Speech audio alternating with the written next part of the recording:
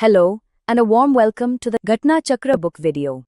Let's begin this journey where we will present every topic in a simple, clear, and exam-oriented manner. So let's talk about two things that seem like they're from completely different worlds: art and taxes. I know, it sounds like an odd pairing, doesn't it? What could a breathtaking piece of art possibly have to do with something as, well, dry as national tax policy? Turns out, there's this really fascinating hidden thread of brilliant design that links them together. So let's unravel it. Okay, so on one hand, you've got the very soul of a nation captured in art.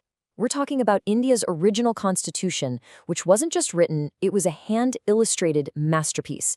Then, on the other hand, you have the engine of the economy, a modern council that sits down, debates, and sets tax rates. One is all about inspiration, the other is about implementation. How in the world do they relate? And that right there is the big puzzle we're going to solve. How does a hand-decorated book from the past have anything to do with a modern financial council? The link isn't obvious at first, but once you see it, it reveals something really profound about how nations are actually built. So let's start with the soul, right?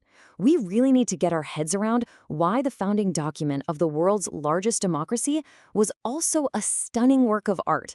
And believe me, this wasn't just for show, it was a huge statement. When you and I think of a constitution, we probably picture just dense legal text, right? Super important, for sure, but maybe not something you'd hang in a museum. Well, the original Indian constitution just completely shatters that expectation. It was always meant to be a national treasure, right from day one.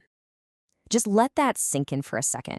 We're not talking about a fancy cover page here. Every single page of the original handwritten document was decorated by artists. This was a deliberate choice to fuse law and culture, literally weaving them into the nation's very first breath.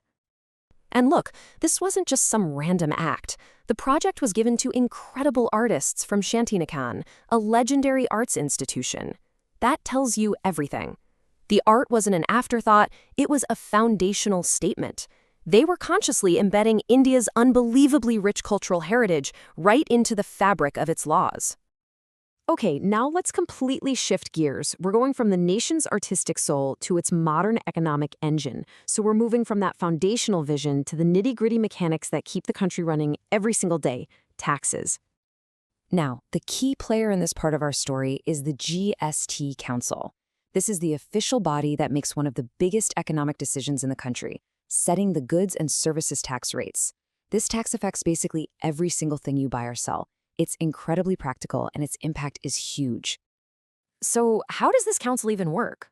Well, it's not chaos. It's actually a carefully designed system. It all moves through these very clear stages of deliberation and debate, which leads to a formal decision, and then finally setting the actual tax rates. This whole process is its own kind of design, a functional design, engineered to manage a really complex job. All right, so we've got the soul, that artistic foundation, and we've got the engine, the economic machinery. Now it's time to bring them together and reveal the powerful idea that connects them both. And here we are, back at our central question. A piece of art that's also a legal document, and a committee that sets tax policy. What is the one fundamental idea that ties these two completely different things together? Here it is.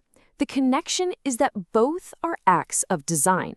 See, on the left, you have foundational design, using art to shape a nation's identity right from the beginning.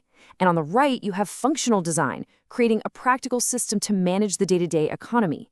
One is about the why we exist, and the other is about the how we operate. The principle they share is deliberate, human-led design. It doesn't matter if you're crafting a nation's soul through art or engineering its economic engine through policy. Both are intentional structures. They're choices that people made about how a society should be built and how it should run. And this simple connection, it really reveals a much bigger truth, doesn't it? Our world is shaped by countless designs, some beautiful and some practical, from the way our cities are laid out to the apps on our phones. So it kind of leaves you with a final thought. What other invisible designs are shaping your world right now?